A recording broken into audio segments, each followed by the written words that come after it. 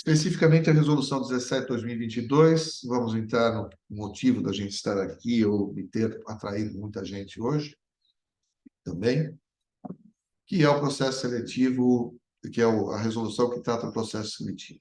Mas eu, antes de começar a entrar nessa seara, algo que tem sido colocado na Comissão Nacional, pela Comissão Nacional, que é de caráter extremamente importante, que processo seletivo não é configurado em caráter de concurso público.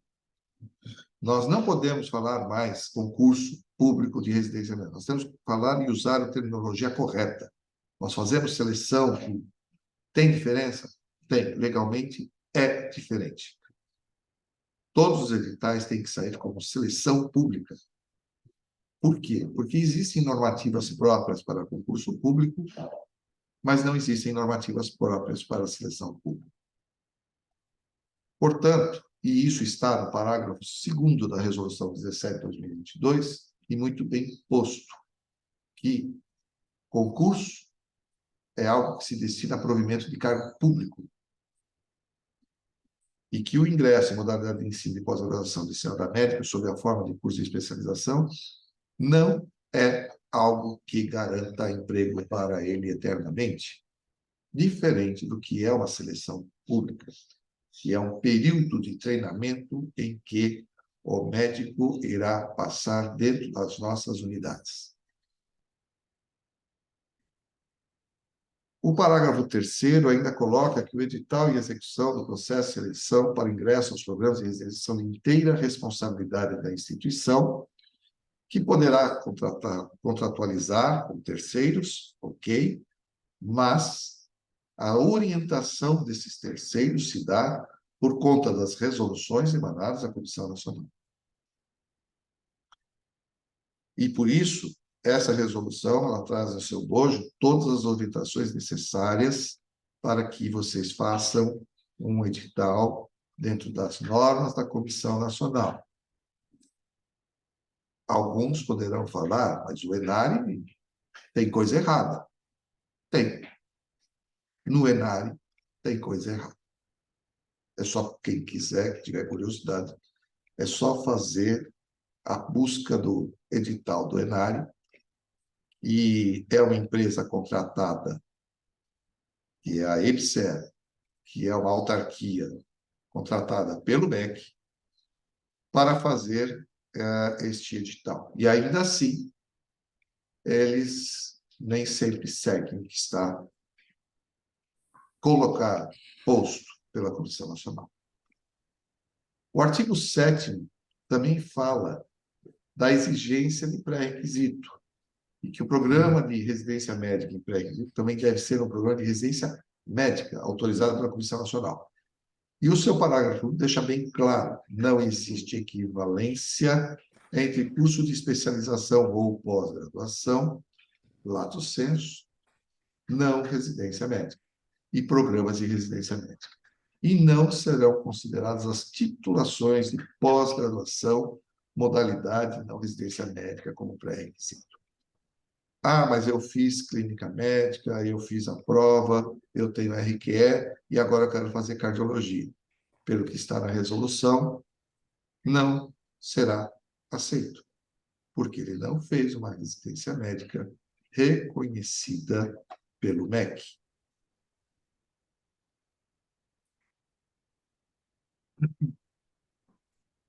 Com relação às ações afirmativas, o que nós temos? A reserva de vagas a candidatos que concorrerem no âmbito das ações afirmativas deverá constar dos editais dos processos de seleção para ingresso nos programas de residência médica. Esse artigo 45, ele fala em deverá constar dos editais, na minha leitura, aqueles que reservarem vagas aos candidatos que concorrerem no âmbito das ações afirmativas, o que não deixa obrigatório ter ações afirmativas. Leitura, português, juridiquês, e por isso nós precisamos do apoio do jurídico nessas horas, sem o qual a gente não vai chegar a uma denominação. Lembrando, o que já veio. E o que são ações afirmativas? Tudo o que for para proteger uma minoria. Se eu estou em Belém e a minha minoria são os quilombolas, eu posso colocar que minha ação afirmativa é quilombola. Se eu acho que tudo isso eu estou trazendo para vocês, porque é o que a gente está lá conversando. Tem gente que colocou edital de Minas, negros, pretos, pretos.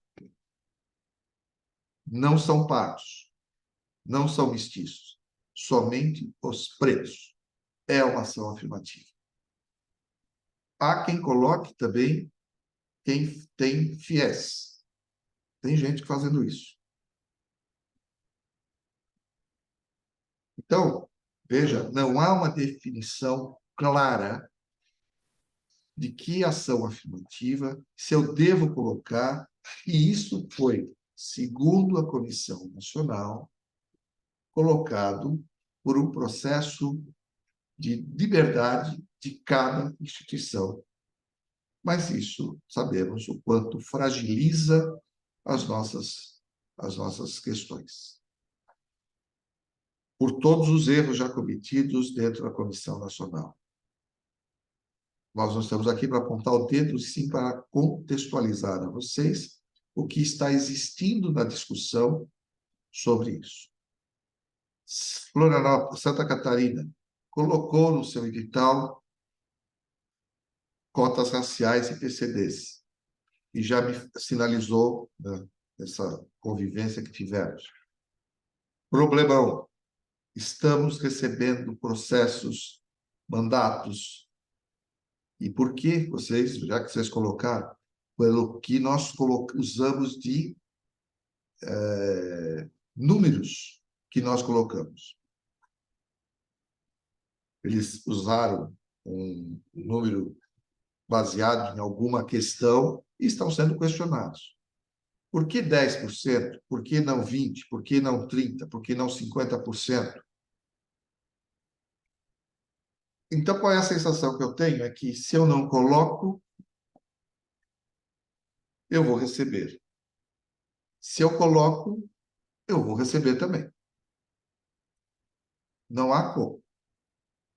E por isso nós temos que deixar na mão de quem vai nos defender, quem leia isso tudo e vai nos defender. Nós somos médicos, nós não somos do direito. O que a gente tem são ferramentas que são dadas pelas resoluções da Comissão Nacional. O Estado de São Paulo tem um decreto específico que trata de números que é para concurso público. Posso usar? Devo usar? Será que é melhor usar? Então, aí, estamos hoje, em breve, vou fazer a última reunião aqui com a instituição, e nós vamos estar debatendo exatamente isso. Não temos clareza sobre qualquer situação. E a postura da nossa secretária da Comissão Nacional é, de forma a gente equalizar as nossas falas, foi montado um grupo de trabalho de processo seletivo que está estudando o tema.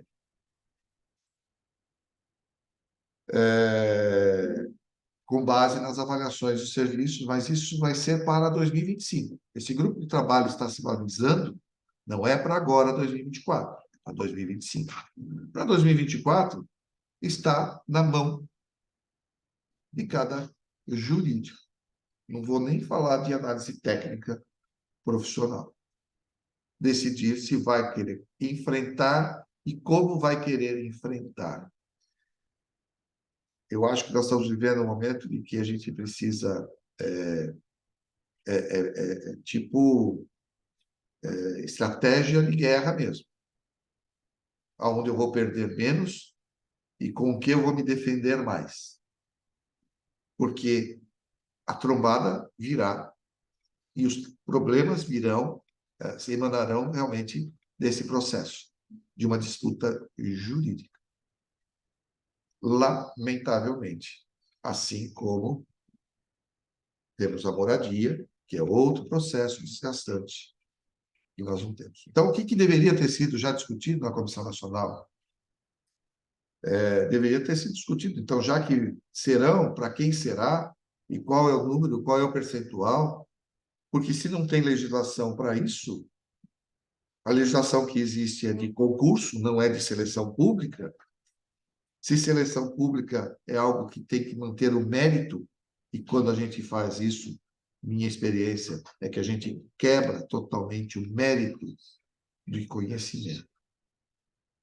Principalmente por todos serem profissionais que já estão graduados pela Faculdade de Medicina. Mas isso a gente não tem mais que discutir.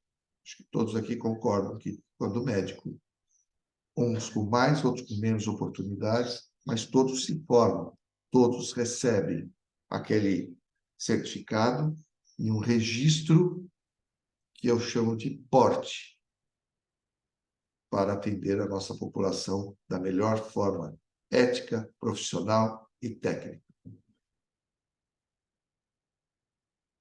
Esse porte é de extrema responsabilidade, porque ele sai como um generalista. E ele poderá fazer e atuar em todos os centros como um profissional formado para tal. O que a gente faz é tentar entender aonde ele poderá atuar e como ele poderá atuar.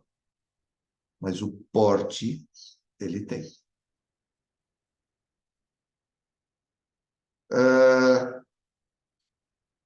Nós vamos abrir para todo mundo. Chama atenção também a nota técnica que saiu no portal lá do MEC. No portal do MEC saiu uma nota técnica que é importante vocês estarem atentos sobre serviço militar obrigatório. Mudança da resolução 17 de 2022. Até então, temos aí, eles colocam lá todo um exposto e deixam claro que há possibilidade do adiamento da prestação de serviço militar obrigatório aos médicos residentes matriculados, desde que solicitado, conforme orientado nos itens 11 e 12 da presente nota informativa. Caso haja negativa de adiamento da prestação, haverá reserva de vaga junto ao seu programa de residência por até 1 ano, conforme traz a resolução 17. Mas atenção, não se aplicam à prestação do serviço voluntário. É exclusivo para os convocados.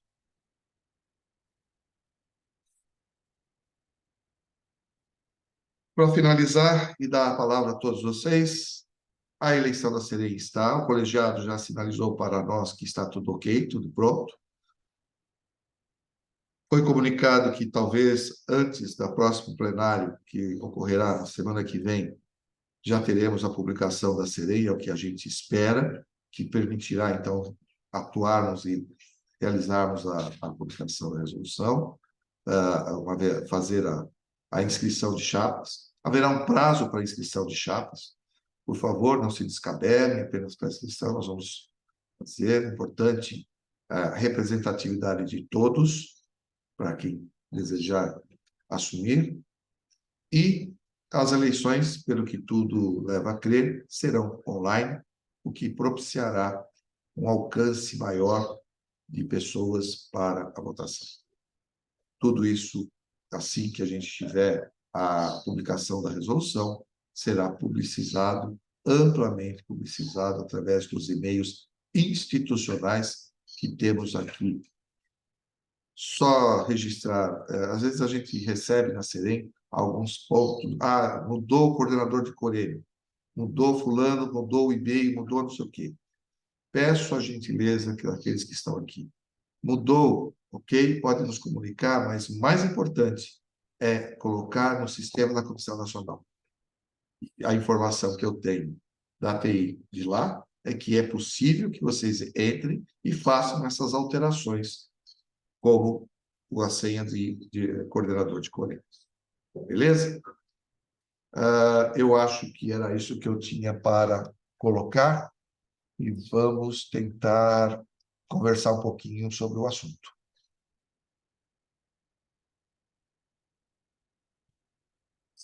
E é que alguém quer falar alguma coisa. Juvence, você está com o microfone aberto. Quer falar? É que não, não, Paulo, não, já aproveitando aqui, primeiro cumprimentar todo mundo, mas realmente eu não tenho muito o que falar, não. Nós estamos ainda no processo de revisão ali da nossa Coreme. Vamos fazer aquelas vistorias, já estão todas encaminhadas, né, que foi proposta, e realmente não tenho nada a acrescentar por enquanto. Obrigado, Paulo.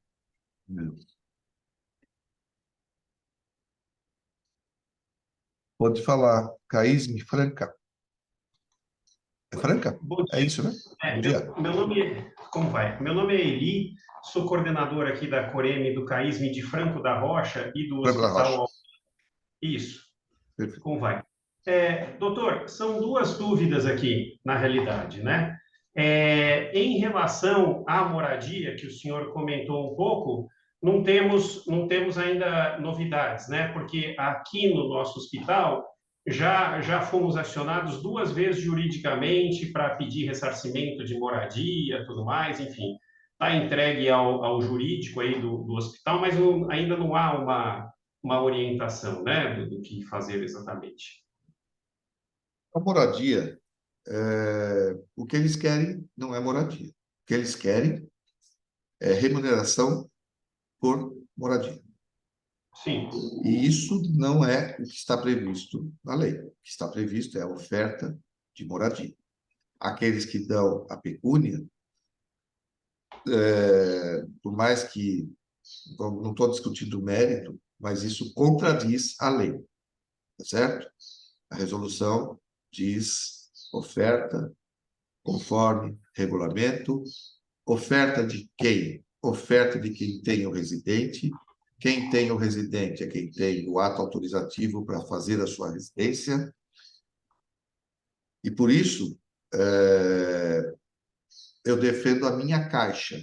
Qual é a minha caixa enquanto gestor? Aí não esquece um pouquinho a Serem, vou entrar com a CERM, Comissão Especial de Residência Médica. A minha caixa é eu pagar 6.533 bolsas de residentes hoje para que eles se formem nessas instituições. Portanto, esse é o meu cofre. E o dinheiro que está lá dentro não é meu, mas é um dinheiro para prover formação de especialistas e não de moradia. Se vai ter moradia, a Secretaria Estadual da Saúde, que tem as residências ocorrendo nessas instituições, tem que achar o dinheiro para isso.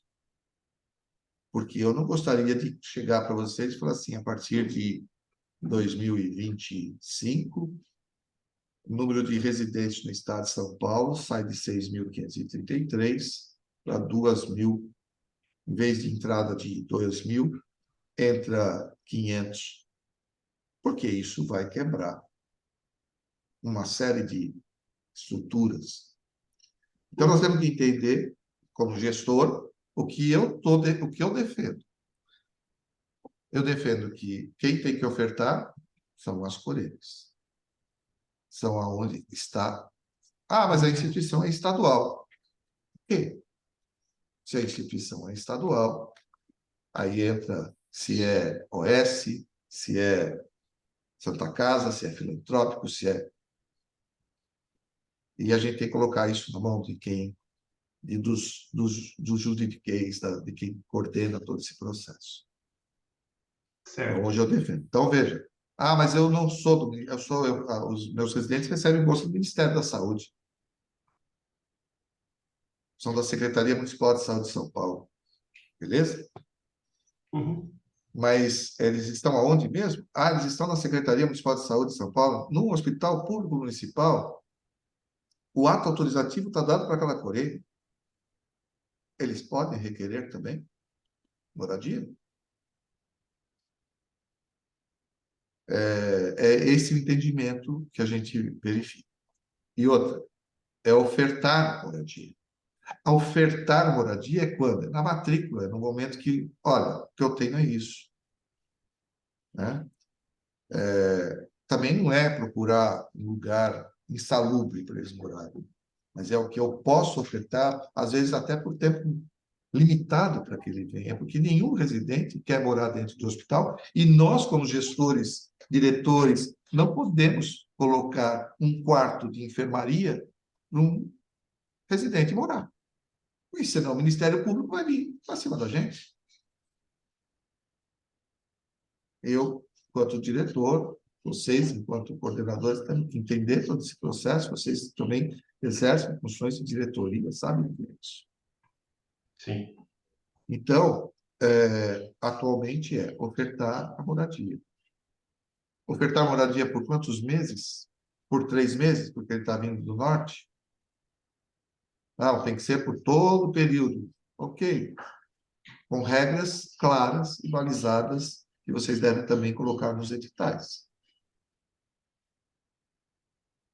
Então, de novo eu falo, parece brincadeira, mas nós estamos vivendo uma guerra e que nós temos que ser estratégicos nas nossas políticas de colocação. Chamar o jurídico. Hoje, se eu pudesse, o jurídico era o meu braço direito aqui da minha sala. E assim mesmo, como todos sabem, vai depender da vírgula onde está. Sim. Então, isso não tem nenhum patamar político aqui, estou falando claramente que é uma análise técnica que a gente tem. Esquecendo os vieses, né, de centro, médio, alto, baixo, não temos que levar isso em consideração. Certo. Então, Doutor, mais uma questão, queria ouvir aí do senhor, dos demais colegas, o seguinte: nessa época do ano começa a abrir, por exemplo, aqui temos a residência de psiquiatria, a questão dos editais para R4, né? Em várias instituições. É muito comum os residentes questionarem as reposições que eles têm que fazer, porque são reposições de atestado médico, de afastamentos e tudo mais, e começo a questionar. Segundo a norma atual, essa reposição tem que ser feita após o término da residência regulamentar, ou seja, após o dia 28 de fevereiro, os tantos dias que a pessoa se ausentou da residência aqui, né? Então, essa é a norma que nós temos seguido bem a ferro e fogo e com não livre de críticas e tudo mais. Minha questão é o seguinte: se esse residente não se conforma com a regra e tudo mais,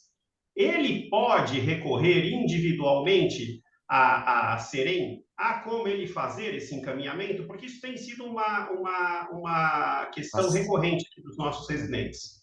A Serem não, porque a Serem é um órgão que vai orientar o que está aí na sua resolução. Certo. Ele pode recorrer à Comissão Nacional? Pode. Você poderia ter feito, dependendo do tempo, uma reposição durante o período? Contratualmente, Não. tá? Não. Mas aí depende, né? A capacidade do residente, do que ele está fazendo. Então, eu acho que aí é uma questão muito de cada correio, tá? Não há como, não há uma solução mágica. 15 dias, como eu já falei, nós pagamos bolsa do residente. Eu considero que 15 dias ainda é recuperável essa ação. Mas um residente, uma colega que engravide e fique 4 meses afastado, ela não vai poder se informar realmente com os demais. Não, Então, essa minha questão. existem estratégias que podem ser realizadas se for um tempo curto, para que não seja feito no pós. Eu acho que todos aqui concordam, por exemplo, que há aberturas para isso. Por quê? Quando eu faço a matrícula do residente, se ele chegar no dia 29 de março, eu vou colocar ele como dia 1º. E caberá aos senhores fazer a recuperação durante o período para ele se formar junto com os demais. Ora, se eu faço isso, se é uma autorização dada pela Comissão Nacional, eu posso também, aquele residente que por uma semana ficou com Covid e ficou 7 dias afastado por uma necessidade, ele possa ter uma recuperação, não no dia do final do ano, e que ele possa ser adequadamente conversado com ele, fazer um... Existem várias formas, um trabalho, um levantamento, alguma coisa que coloque ele para recuperar aquele cenário de prática que ele perdeu naquela semana. Agora, gente, também existem os pilantras, né? Nós sabemos que direitos e deveres, hoje eles querem direitos. Os deveres estão longe, passando ao léu. Então, precisamos ficar espertos. Daí, uma coreme atuante, um supervisor atuante, precisa estar atento a isso. Eu sei que a norma fala compensar ao final. E aí, isso impede. Lembrando que ele tem um tempo para apresentar o seu certificado, quando ele faz, né? Então, tudo isso está mais ou menos organizado. R4 é ano adicional, né? São os anos adicionais, não é nem área de atuação. Nós estamos falando aqui, ano para ano adicional, R4, alguma coisa assim. Então, desculpa, mas eu tenho que ser politicamente. Existe uma norma e existem as colegas. Podemos ouvir os demais colegas, que eu acho que podem ter, com a experiência do Dr. Laércio, e os demais que estão aqui, né, o Rafael, podem trazer alguma colaboração, alguma contribuição diferente disso que eu estou falando. Não, mas o Ok? senhor está correto. É que, na realidade, as dúvidas aqui são em relação a residentes com mais de 15 dias de ausência, porque aí realmente é um número maior de dias. Aí Óbvio complica. que 4, 5 dias, isso a gente já faz uma outra situação. Agora, mais de 15 dias, realmente, até porque se você acredita que a pessoa não precisa desses 15 dias, enfim, como é que fica, né, a nossa formação também, né? Enfim, é isso. Muito Obrigado, obrigado. viu? Muito obrigado. Obrigado. Rafael? Araçatuba? Bom dia, Paulo. Bom dia. Vou trazer aqui um pouquinho das dúvidas das ações afirmativas mesmo. Então, a gente tem uma empresa que faz um auxílio para a gente no processo seletivo, das inscrições. Já soltaram alguns editais de algumas santas casas aqui do estado de São Paulo. E aí, o que eles sugeriram foi colocar lá, reservar 5%, que deve ser talvez essa lei estadual que você comentou, de reserva de concurso público, tudo, para pessoas com deficiência e 5% para negros. E só que aí só se atingir 0,75 de uma vaga para poder realmente reservar uma vaga no processo na seleção pública. E aí, com essa regra que eles criaram, só quando tivesse 15 vagas que reservaria uma vaga. E aí eles sugeriram isso para deixar escrito que essa é a regra, como não cumpre a regra, ficaria sem nenhuma vaga reservada e que somente se houver aumento do número de vagas que poderia ter essa reserva de vagas. Então, eu não sei se isso dá mais margem para alguém entrar com um processo de que quer ter alguma reserva de vaga porque citou-se que tem reserva de vagas. E eu vi, por exemplo, acho que a Unicamp e não pôs absolutamente nada. A minha vontade inicial é que eu nem citasse essa questão. Eu sei que você pôs aí que não tem muita definição, mas a minha vontade é não escrever nada para não dar abertura. Essa é a minha impressão inicial. Mas a leitura que eles tiveram daquele artigo da resolução é de que tem que constar alguma coisa no texto. Mas a minha interpretação acho que é igual à sua, de que tem que constar caso haja reserva. Então, se tem uma reserva, qual é a percentual, qual é o critério de seleção, aí teria que reservar. Mas essa foi a minha interpretação. Você quer falar, Luiz? Não, existe uma lei federal que fala sobre as questões das cotas, porque usa como um paralelo também a questão questão do concurso, e fala 20% das vagas.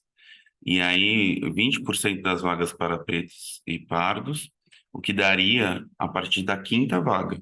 Então, tendo 5 vagas, eu já teria 20% das vagas destinadas. Então, pelo menos uma vaga dessas 5 teriam que ser destinadas.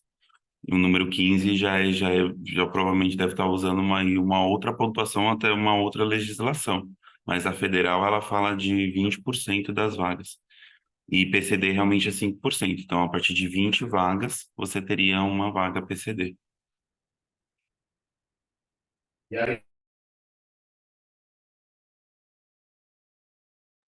E aí entra o que a gente chama de como se faz isso.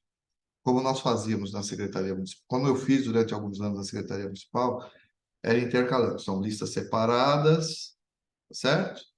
Então, a partir da quinta vaga entra um cotista racial, a partir da terceira entra um PCD, porque é 0,5% do total de vagas, e isso faz com que, quando o que está cursando tem uma boa nota, ok, ele vai entrar ali, vai furar pouca fila, mas o problema é quando o primeiro colocado da cota racial tem uma nota 5,5 e a entrada foi nota 7. E ele vai ser o quinto colocado entrando para dar o percentual de 20%.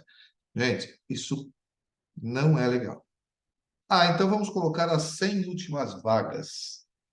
Mas por que as 100 últimas? Por que não as 100 primeiras? Por que não sei o quê? E aí entra essa discussão. Não tem. Não, são 10 anos que eu milito nisso daqui. Então, foram 10 anos dentro da Secretaria Municipal de Saúde, os últimos 8 anos ali fazendo isso. Dona Ana Zônia pegou o barco, aprimorou ainda mais, agora tem até uma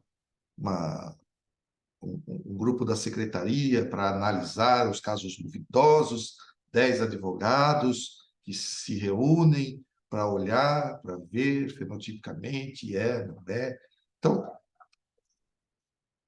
é uma guerra, gente, é aquilo que eu falei, né? Nós estamos vivendo, assim, por onde eu vou caminhar, qual o risco que eu tenho de perder uma perna ou um braço, mas eu vou perder. Nós vamos, nós vamos perder. E quem vai perder mais com tudo isso é o próprio residente, na minha visão. No momento em que a gente perde a questão defendida pela doutora Irene durante anos aqui, né, como uma seleção pública estadual, a mais democrática, aqui com maior possibilidade de ofertar, chance para o residente entrar e fazer a sua formação, que é o que a gente busca, já que a residência não é mais só uma pós-graduação, e sim a complementação de formação desses médicos residentes que vêm se formando de uma forma não tão adequada assim. A gente tem que botar tudo isso na cabeça e equilibrar e saber como é que vai caminhar. Então, respostas eu não tenho. O que eu tenho é o que eu escuto, o que eu vejo, e com muito medo da profetização do professor Kimura. As residências virão acabar. Inúmeras vezes ele falou isso.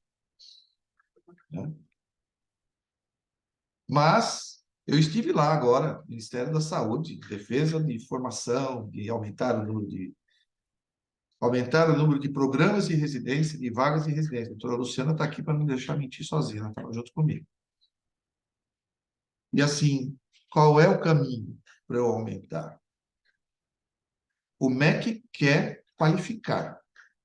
O Ministério da Saúde quer provimento. E provimento nem sempre se bate com qualificação. Essa é a nossa realidade. Então, a gente tem que olhar para tudo isso, que a residência médica é o padrão ouro ou o padrão pedra, porque pedra é melhor do que ouro, sei lá, que diabo, algumas coisas colocadas para nós que realmente é difícil de entender. Já que nós somos tão potentes, tão bons, e o que eu falei para o colega que estava do meu lado, que é o Leandro, que foi pela primeira vez tomar contato lá, falei, olha, aqui é o seguinte, pega o que você achar de melhor e aplique na sua casa. Se a sua casa é a secretaria, é aqui com com o meu grupo de colegas, delegados, coordenadores de Coreme, é com vocês que eu vou aplicar o melhor que eu vi lá. Mas o melhor é a ponta do iceberg, porque o que vem por baixo, por trás de todas essas movimentações, é complicado. Então, a gente tenta aplicar o que é melhor. Aproveite o que é melhor. Tá? E é o que a gente tenta trazer aqui para o estado de São Paulo, pelo menos é a minha missão hoje, por esse tempo que a gente está por aqui, é de ofertar isso para vocês. Tentar fazer o melhor, com menos danos. Acho que é o melhor assim. Laércio, Bom dia. bom dia. Bom, várias coisas aí. São tempos difíceis com narrativas bonitas, sem embasamento, não é? Uma vez que nós tivemos a oportunidade de graduação para essas pessoas, não existe mais diferença nenhuma, né? Não existe mais motivo para se beneficiar um certo grupo. Todos tiveram já a oportunidade da graduação. Mas isso vai ser uma porteira aberta para discussão. Faça o que se fizer, vai haver contestação, né? Quem não interessa o que seja feito, vai ter contestação.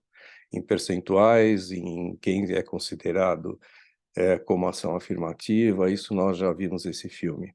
Outro filme que nós já vimos também é essa discussão se a residência deveria ser comandada pelo MEC ou pela Secretaria, pelo Ministério da Saúde, né?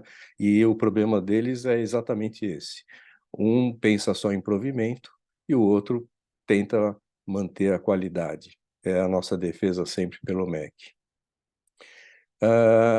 Eu queria dizer também, só para o colega, talvez sirva para ajudar em relação ao afastamento mais longo, quando o afastamento é justo e o estágio do médico residente permite que a compensação seja feita através de plantões, estágio de UTI, um estágio de pronto-socorro, alguma coisa do gênero, eventualmente ele pode ir fazendo a compensação ao longo do ano, do tempo restante dele, com plantões, se for do desejo dele, para que ele não se forme mais tarde. Normalmente é do desejo do próprio residente.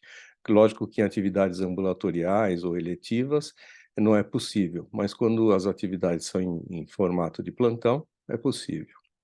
Mas eu queria mesmo, eu estou falando isso só por causa das falas anteriores, mas eu queria mesmo parabenizar a Serem pelo trabalho que vem desenvolvendo com tantas dificuldades internas, até pelo problema de saúde do colega Kimura, que fez um grande trabalho, iniciou um grande trabalho que vocês deram continuidade, e pelos tempos que são cada vez mais difíceis, né? Numa velocidade muito rápida, os tempos se tornam cada vez mais difíceis e a Serem vem acompanhando e dando todo esse apoio. Eu só queria mesmo parabenizar todos os componentes da Serem por esse hercúleo trabalho que vocês vêm desenvolvendo. Muito obrigado. Obrigado, Laércio. Tiago? Bom dia, doutor. Tiago, Bom dia. da Rede São Paulo. Eu vou torcer muito para esse grupo técnico, né, trazer luz para em 2025 para as regras, né, como o senhor disse, né, quais são as regras mais claras das ações afirmativas. E hoje eu entendo que a decisão de colocar as ações afirmativas no seu edital ou de não colocar, você está sujeito a questionamento jurídico e, pelo que eu entendi do cenário, cabe a cada Coreme assumir esse risco junto do seu jurídico de se colocar, não colocar e se colocar, o que colocar, né? Acho que todos são passíveis de acionamento, independente da decisão. Acho que é isso, né? Teve a interpretação correta, doutor? Perfeito, perfeito. É exatamente isso. É o que temos Perfeito. para hoje. Tá bom, ficou claro. E obrigado pelo trabalho aí, viu? Imagina. Obrigado a vocês. Adriana? Bom dia a todos. Tudo Doutor bem, Paulo, Adriana?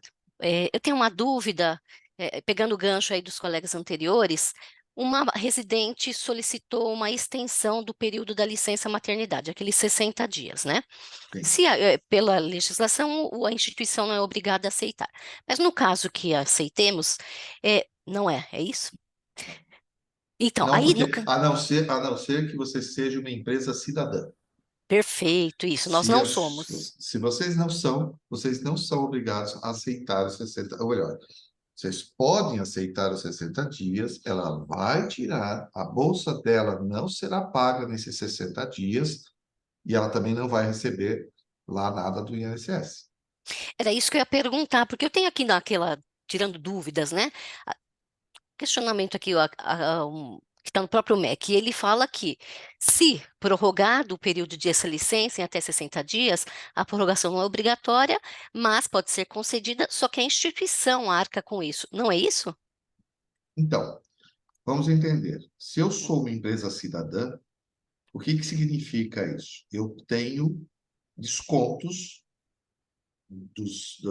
das questões trabalhistas ou de outros impostos. Eu tenho benefício de ser uma empresa cidadã, mas para isso a sua empresa tem que ela se cadastrar, Isso, né? não é o Tem que caso. Não é o caso.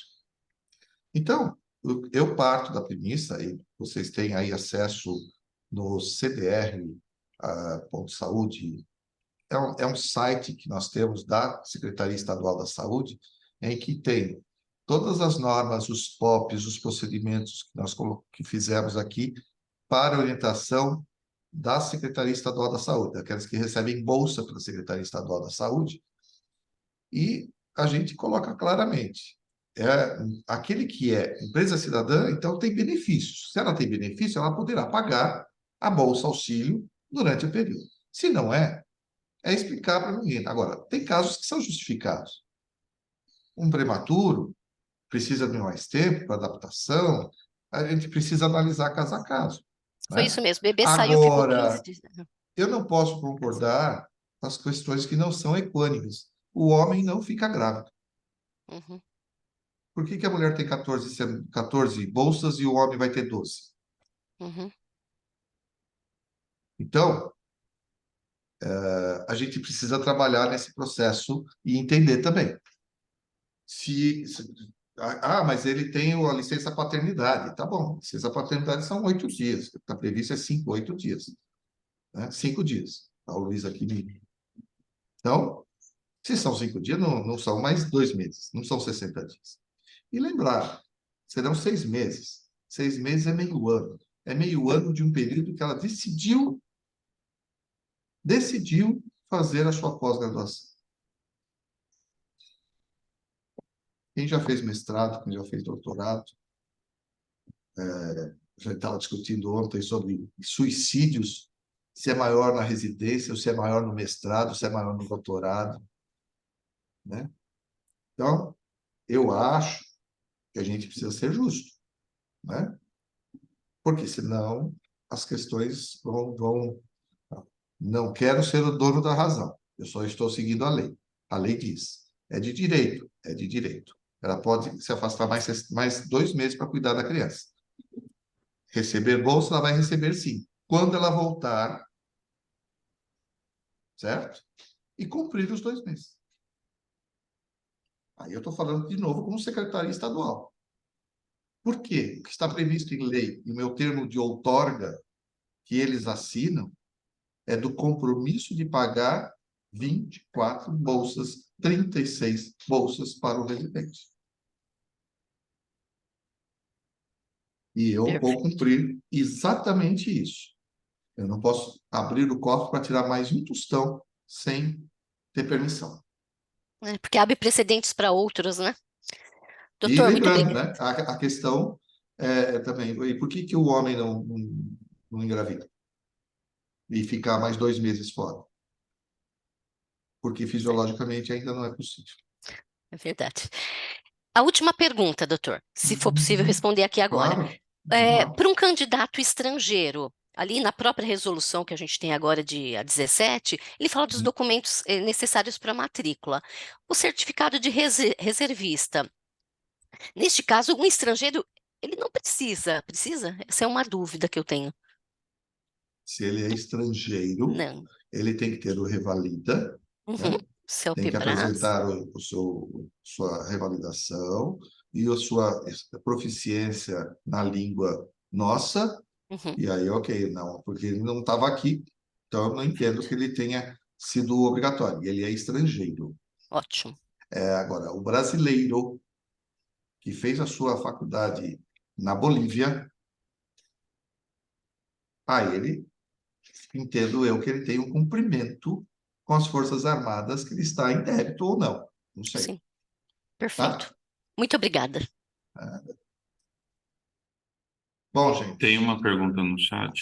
Pois não. O Hospital Mário Gatti está perguntando sobre as transferências de programas de residência quando ocorre mudança de CNPJ. Como ficam os atos autorizativos?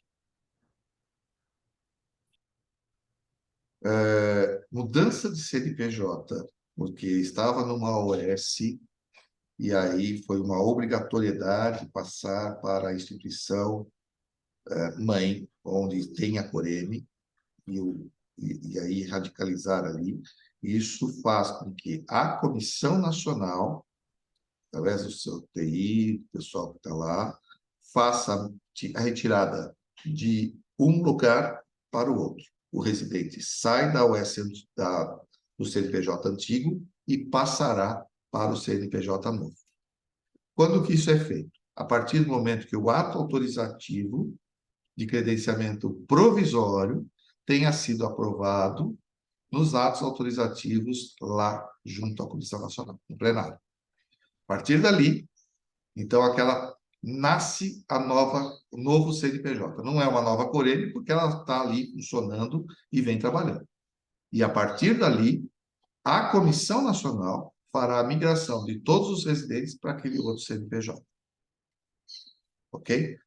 Por ser uma decisão tomada no plenário, na qual as 13 eminências que votam estão ali, inclusive o Ministério da Saúde, e por ser uma necessidade de regularização dessas estruturas, que nunca deveriam ter ficado no nome da OS, já que a OS hoje é uma, daqui 3 anos e meio é outra, daqui 3 anos e meio é outra, ou ela se perpetua, mas nem é a regra, né? O que deveria? Pegar a OS de Minas Gerais e pega, então, os residentes levam para Minas Gerais. Aí ia ficar uma confusão toda. Por isso que a resolução que trata ali é bem claro com relação a isso. Então, temos que, primeiro, fazer todo o processo de imigração, ter a visita de credenciamento provisório. Mas é mudança de central. Ok, mas tem que ter a visita, tem que ter o instrumento de avaliação formalizado, tem que ser preenchido esse instrumento. Feito isso, passa em plenário, passou em plenário, aprovado, ok. A partir dali, a Comissão Nacional fará, então, esse processo de migração dos residentes. Os futuros, aí vai depender, as questões são temporais, vai depender só do quê? De ter tempo hábil para se colocar já na nova, né? Então, o R1 já vai entrar na futura novo CNPJ novo. Ok? Acho que fique por aí. Qualquer dúvida, pode mandar para a Serei, a gente pode embasar melhor na resposta. Algo mais? Tem uma pergunta falando sobre, para falar um pouco sobre a questão da bonificação e Provável. Tá. É provável e tem medicina de família e comunidade. Ok. Eu vou passar primeiro para a Vanessa e a gente aborda isso para a gente encerrar. Vanessa? Bom dia, doutor Paulo, tudo bem? Sim. Eu tenho uma residente, bem também. Eu tenho uma residente de 25 anos, ela teve um AVC, faz 2 meses que ela está afastada, ela precisou passar por vários procedimentos cirúrgicos. Essa semana eu tive uma notícia de que ela foi para o quarto, saiu da UTI, mas ela está com muitas sequelas. Então, eu conversando com a coordenadora do programa, ela falou, Vanessa, a recuperação dela, acredito que será de anos. No caso dela, como funciona? Ela encerraria o programa dela agora em 2024. Não temos o que falar. Só lamentar, né? Não temos como uma previsão, tá certo? Atestado médico não se discute, tá, gente? Mas é falso. Atestado médico, ou você prova que é falso, ou você acredita que o médico que assinou ali deu. O tempo dela é o tempo dela. Se ela se recuperar em 10 anos e quiser ainda voltar a fazer a residência médica, isso vai ser levado à Comissão Nacional e poderá ser. O que vocês têm que fazer é isso, é a comunicação à Comissão Nacional, né? Para isso tem lá o espaço, licenciado, atestado médico, por quanto tempo, né? E a decisão do paciente. Agora, atestado médico não se discute. Tá? Eu não posso. Ah, mas ele não é psiquiatra, ele é clínico, ele é ginecologista, deu um atestado médico. A responsabilidade é dele, quer processar, ok, isso é outra história. Mas a gente não tem como discutir isso, infelizmente. Ok. Obrigada, Ok? viu? Nada. Fala, Paulo, Lu. Oi. bom dia para Bom você, dia. bom dia, Luiz, a todos. Eu vou precisar sair da reunião, que eu tenho outra reunião na sequência, mas eu queria só deixar uma mensagem aqui.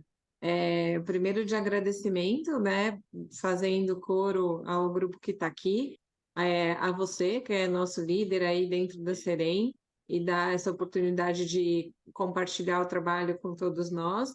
E agradecer essa exposição particular de hoje, né, que acho que estava suscitando muitas dúvidas. Eu aqui consultei o meu jurídico da instituição, o jurídico foi favorável a colocar a reserva de vagas, né, para as ações afirmativas. Provavelmente a gente vai ter isso no nosso edital. E a gente ainda está fazendo o plano de como vai ser essa inserção, tá? Então, só queria compartilhar isso com o grupo e também desculpar por não acompanhar a reunião até o fim, mas depois eu vejo a gravação no site da Serem, tá bom? Obrigado, Lu. Eu que agradeço. Obrigado por tudo, obrigado pela companhia, né? Ela é minha parceiraça aqui nas oitivas aqui, e só eu que agradeço. Com relação à Provab, bom, para mim é claro, Provab, para mim, para minha leitura, para a leitura da maioria, acabou em 2023. Quem fez, teve 5 anos e poderia. Claro, mas vai ter processo, vai ter processo. O cara vai querer voltar. Se a gente for pegar o número de pessoas que fizeram Provab nos últimos 2 anos, caiu muito também. Então, mas residência médica, ela é válida. Aí vocês vão perguntar, mas tem um artigo lá, 17 de 2017, está lá que não pode dar 10% para nada, tal, isso aqui. Bom, o que eu tenho para vocês é o seguinte, está tendo uma análise da Comissão Nacional, da mesma forma que teve a nota técnica militar, tá certo? Está tendo também uma Câmara Técnica para análise da questão do Provab. Porque o Ministério da Educação só afirmou uma coisa para nós, que vai continuar elencando e produzindo a lista daqueles que fizeram Provab. Não tem outra notícia a não ser, está sendo estudado por um grupo, que é o COJUR, que é a parte jurídica da Comissão Nacional, e deve estar para sair uma nota técnica esclarecendo exatamente. Quando eu analiso, médico, ginecologista, obstetra, metido à administração e gestão, que, com os meus quadros formativos de capacitação que eu tive, ok, eu leio que, para mim, 2023 foi o último ano que entrou o Provab. E, portanto, eu não tenho que fazer nada. Mais médico. Nunca foi necessário pontuar mais médico. E quem me defende nessa tese é uma desembargadora federal, com quem eu pude estar nas reuniões junto à Comissão Municipal de Residência. Agora, o Provab, a residência médica não substitui. Fez 2 anos de residência médica, tem direito a entrar. Acesso direto, uma especialidade de acesso direto. Não é pré-requisito. Não é para sair da medicina de família e comunidade para fazer cardiologia. É para 10% para fazer clínica médica, anestesia, medicina intensiva. É o que tem, mas é só. É o que, da forma com que eu, nos meus estudos, defendo junto à Comissão Nacional, inclusive. Mas, na último plenário, houve essa discussão. Infelizmente, aquelas discussões, aos 48 minutos e meio para eu entrar dentro do avião para voltar para São Paulo, e isso foi no plenário de agosto, eu não estava presente, mas ouvi dizer que ficou, e vocês vão ver em súmula próxima, está definido que seria estudado e produzido uma nota técnica da Comissão Nacional. Então, eu posso pedir para aguardarem, mas, em princípio, no meu, entra residência médica. De medicina de família e comunidade, 10%. Parabéns, ok.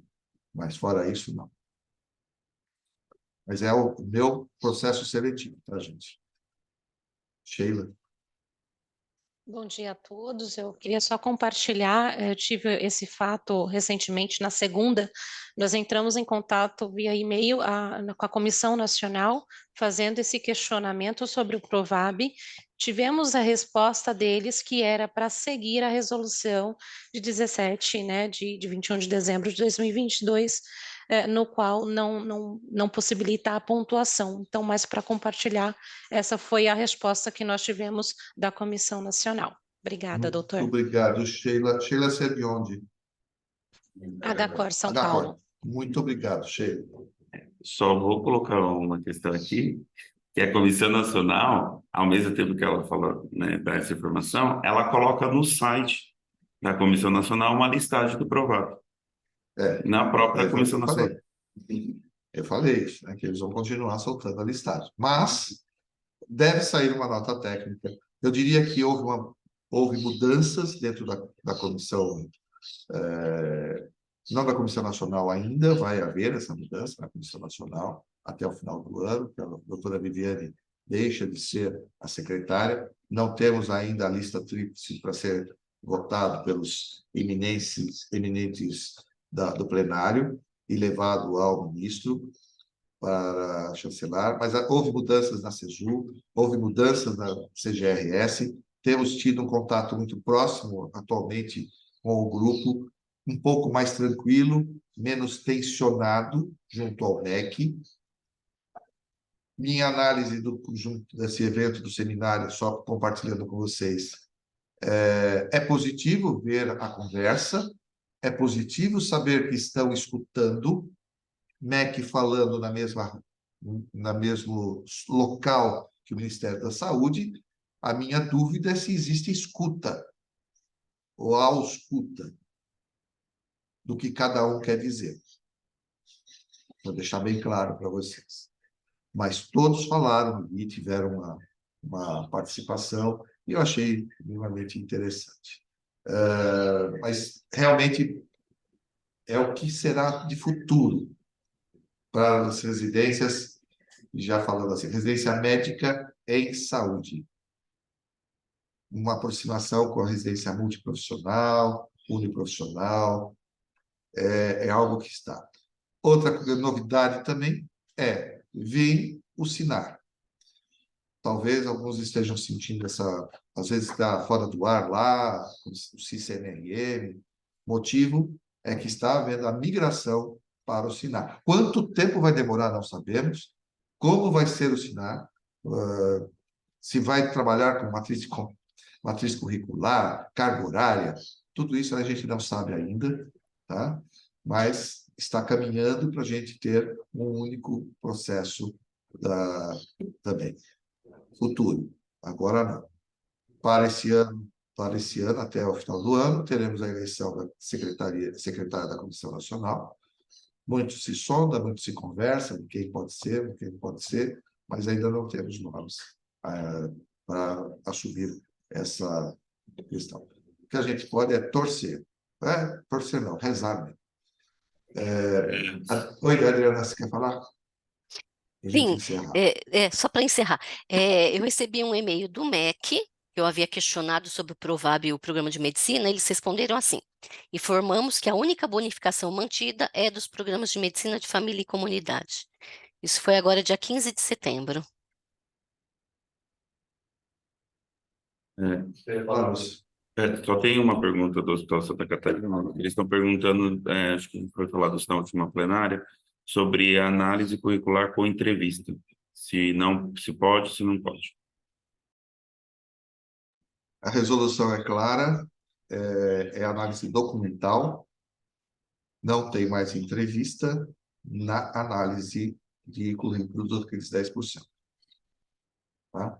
Está bem claro ali a questão que você tem que saber no edital o que ele vai ter que apresentar, quais são os documentos que ele terá que apresentar, se você vai aceitar que ele faça parte da liga XYZ, se isso é pontuação ou não, vai ter que, se ele fez portfólio durante o seu período de formação, quantas cesáreas ou quantos partos ele acompanhou durante o seu período de formação, enfim, tem várias coisas que podem ser colocadas no edital, mas a análise é documental. Mas eu queria perguntar para ele... Não é melhor não perguntar, gente. É o que eu posso considerar nesse momento. Tá? Rafael, vai ser o último, hein? Não vou aceitar mais ninguém. O resto vai vir depois. Fala, Rafael. Mesmo por não haver a entrevista, a arguição do currículo, tem candidatos que fizeram, por exemplo, toda a faculdade de medicina em ginecologia, e aí vai prestar clínica médica. Então, assim, eu consigo pôr talvez um critério na análise curricular, que é a compatibilidade do currículo do candidato com a especialidade escolhida, talvez, para, tipo, o currículo dele é incompatível com a escolha que ele está fazendo. E isso é uma dúvida, e aí, na sequência, caso seja incompatível, se ele poderia, por exemplo, mandar uma redação, alguma coisa, falando por que ele escolheu a clínica médica, para você poder analisar isso como um documento de currículo.